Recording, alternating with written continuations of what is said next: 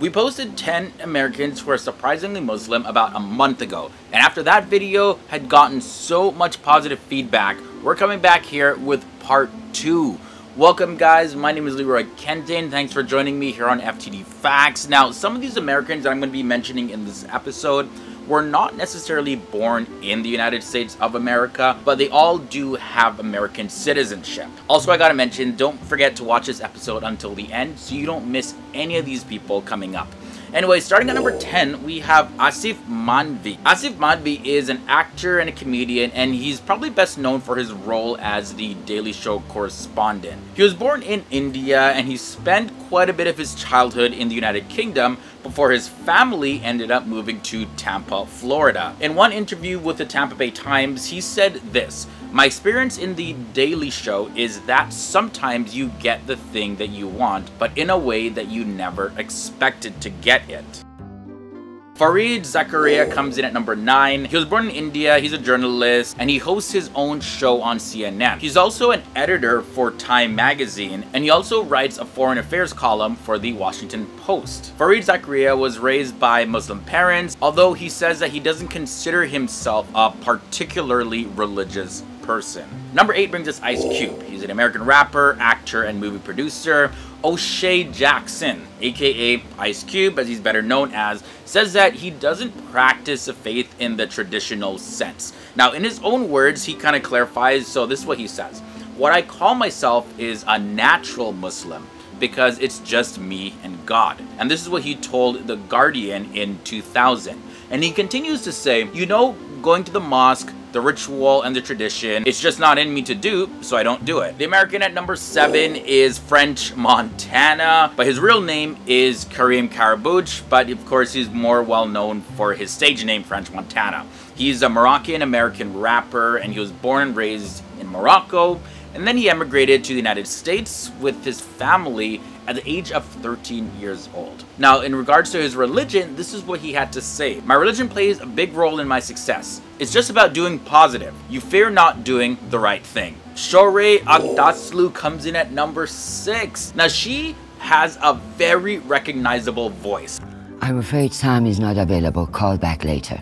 Thank you." She's an Iranian-American actress that was born into a Muslim family. Now, back in the year 2013, in an interview with the Los Angeles Times, she said that her Muslim identity probably had cost her some film roles. Now, interesting fact, although a director by the name of George Nolfi wanted her for the role of God in the 2011 movie The Adjustment Bureau, she actually wasn't casted for the part. She was let go from that part. But this is what she says in her own words: "I say I was born a Muslim. I don't introduce myself as a Muslim woman, but I guess the distribution company put the dots together and felt it's too early for this." So far, we took a look at 5 Americans who are surprisingly Muslims. That's 15 in total because this is part 2. But before we continue this episode, if you're enjoying this so far, be sure to leave a like.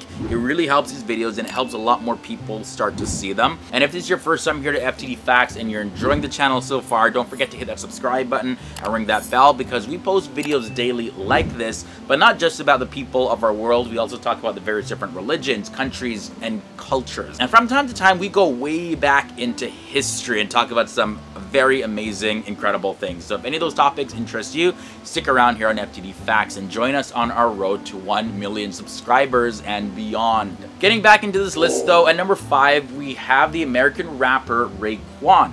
Now, he converted to Islam back in the year 2009. Raekwon was born by the name Corey Woods, and he's asked by GQ magazine in 2017 if he was keeping up with the news about Donald Trump's travel ban on refugees and visitors from 7 predominantly Muslim countries. And in a quote, this is what he says: "Allah, he's going to let it be what it be. And whenever he wants to fix it, he's going to fix it. Right now, I'm just focusing on my children, my career, and really just letting it be what it's going to be. At the end of the day, it'll work itself out." Next up in this episode at number 4, we have Eboo Patel. I immigrated from India to the United States when I was very young, and I'm from a Muslim family. Ibu Patel was a member of President Barack Obama's inaugural advisory council on faith-based neighborhood partnerships. Now, after earning a doctorate from Oxford University, Ibu Patel actually wanted to give public service a shot. Ibu Patel says that his Interfaith Youth Corps is one of the largest interreligious organizations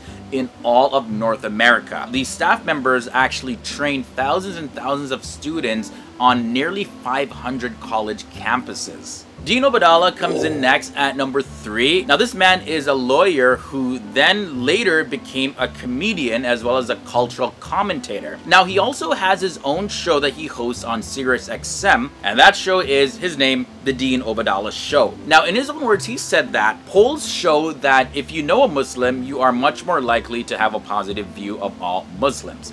So this is why one of his signature lines that he opens up his show with, he always says this: "I'd like to be your Muslim friend." Of course, working to change the perception that many Americans have about the Muslim community. But Dean Obeidallah, he's one of the first Muslims to host a national radio show, and from time to time you can see him on TV networks like CNN. Sophie Ali comes in number 2 in this episode. She was born in November 1995 in San Diego, California, and she came from a Pakistani Muslim family. She's best known for her acting role in the MTV romantic comedy series Faking It, as well as ABC's medical drama series Grey's Anatomy. Yeah, that show has seasons for days. You'll be watching that forever. Grey's Anatomy fans know exactly what I'm talking about. But either way, she also appeared in the 2018 horror film Truth or Dare. But, you know, she became really famous after appearing in Grey's Anatomy. That show really skyrocketed her to a lot more fame. Sophia, she played the role of Dalia Qadri, who was a Muslim doctor, and in the show, her character wears a hijab. And finally, at number 1, we have Nasim Pedrad. Nasim Pedrad was born on November 18th, 1981. Now, she's an American actress, and she's a comedian, and she's best known for her 5 seasons as a member on Saturday Night Live from the years 2009 up until 2014. Nasim Pedrad was born in Tehran, Iran to a Muslim family, and in her own words, she said, "I knew at a young age that I wanted to do comedy, and maybe part of that was trying to fit in at school because I had a weird name. And my parents had these accents, and I was definitely a late bloomer." Also, some of you may recognize her for her role as Dahlia in Disney's live-action Aladdin movie that came out last year, 2019. So just like that, we're at the end of another episode. That was 10 Americans who are surprisingly Muslim, part 2. Let me know down below in the comment section if any of these on this list really surprised you, or did you expect to see other people on this list as well. And also, if you have any other thoughts and comments about anything that I shared in this episode or anything at all, let me know down below. You can find me on social media as well. Those links are below in the video description section, and I'll leave you with a recommended episode that's going to be at the end screen. So once you see that annotation, give it a tap to keep on learning. And that's it for me, guys. I'm gonna get out of here, and I'll see you in the next episode.